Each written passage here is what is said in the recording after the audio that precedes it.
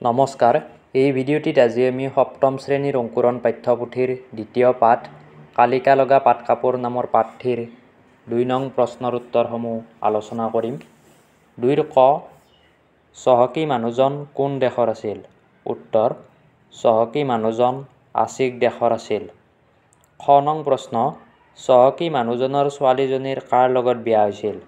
উত্তৰ, চহকী মানুহজনৰ ছোৱালীজনীৰ এজন দেখনীয়াৰ ডেকাৰ লগত বিয়া হৈছিল। গ, ছোৱালীজনীক আন সম্পত্তিৰ লগতে আৰু কি দিয়া হৈছিল? উত্তৰ, ছোৱালীজনীক আন সম্পত্তিৰ লগতে এখন কালিকা লগা বন কৰা পাট কাপোৰ দিছিল।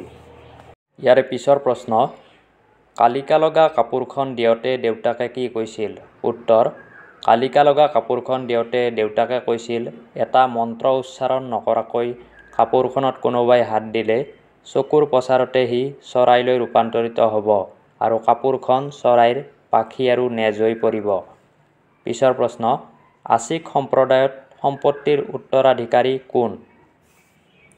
উত্তৰ, আছিক সম্প্ৰদায়ত ছোৱালীবোৰ সম্পত্তিৰ উত্তৰাধিকাৰী হয়। ইয়াৰে পিছৰ প্ৰশ্ন, ছোৱালীজনীয়ে কাপোৰখন ৰ'দত মেলি দি ক'লৈ গৈছিল? উত্তৰ, ছোৱালীজনীয়ে কাপোৰখন ৰ'দত মেলি দি মাছ মাৰিবলৈ গৈছিল। পিছৰ প্ৰশ্ন, কাপোৰখন চুই দিয়াৰ লগে লগে গিৰিয়েকজন কিহলৈ ৰূপান্তৰিত হ'ল? উত্তৰ, কাপোৰখন চুই দিয়াৰ লগে লগে গিৰিয়েকজন এটা ডাঙৰ আৰু নানা বৰণীয়া জকমকীয়া পাখিৰে সুশোভিত ময়ূৰ চৰাই চিতৰি হৈ পৰিল। ৩ নং প্ৰশ্ন, চমু উত্তৰ দিয়া। ক, বাপেকে ছোৱালীজনীক দিয়া বন কৰা পাট কাপোৰখনৰ বিশেষত্ব কি আছিল?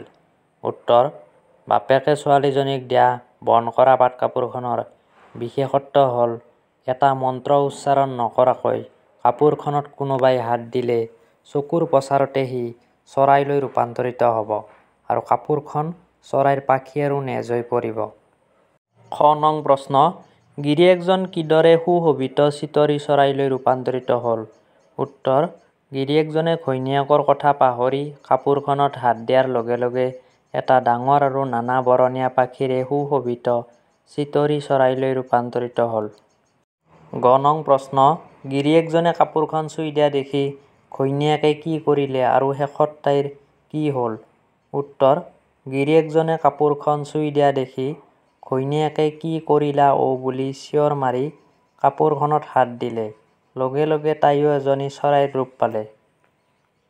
৪ নং প্ৰশ্ন, তলৰ শব্দবোৰৰ অৰ্থ বাকচৰ পৰা বাছি উলিয়াই লিখা। প্ৰচলিত, চলি থকা। দেখনীয়াৰ, সুঠাম আৰু দেখিবলৈ ধুনীয়া। চহকী, ধনী। সুশোভিত, সুসজ্জিত। সৰহ, বহুত।